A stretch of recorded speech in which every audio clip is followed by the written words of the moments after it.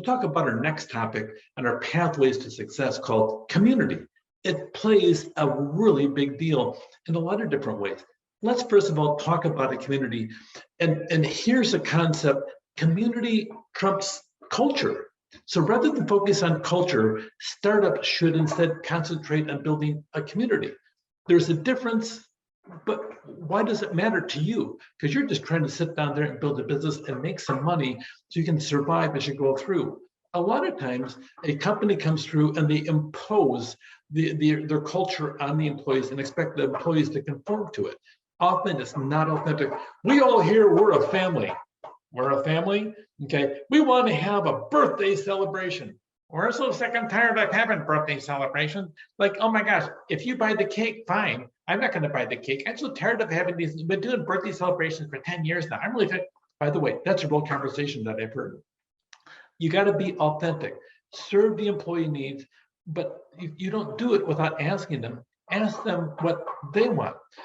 Sometimes these are carry over from the founder's interest, and the world's changed. So the founder may have started the business 30, 40 years ago. The world changed in the last 30, 40 years. You need to change with it. Maybe serving birthday cakes every single birthday for all the employees. That could be old news, but it could be have a couple stick in the muds who are really boring people on top of that don't want to have any fun.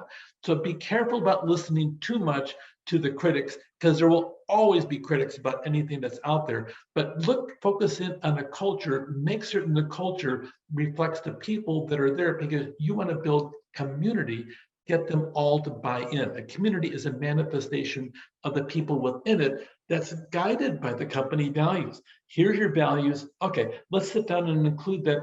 And the community evolves as employees come and go, and is influenced by their individual perspectives. But you as an employer want those people to be involved in your community.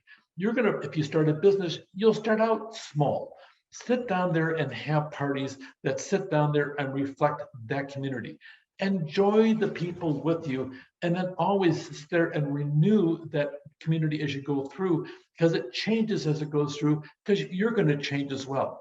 A community is authentic. It takes into consideration what's meaningful to the individuals, and it creates a sense of purpose for the things inside the community, which is really a little bit different than culture. So a community is much more endearing to the people that are involved with it, other than having an imposed philosophy from management. And believe it or not, if you have a community and you give permission, you can hold each other accountable in the process. Employees want to feel like they belong. If you want to reach the current generations, and there's 4 right now in the workplace, they have to feel like they're part of something bigger than themselves, give meaning to the work. Otherwise, it's just a job.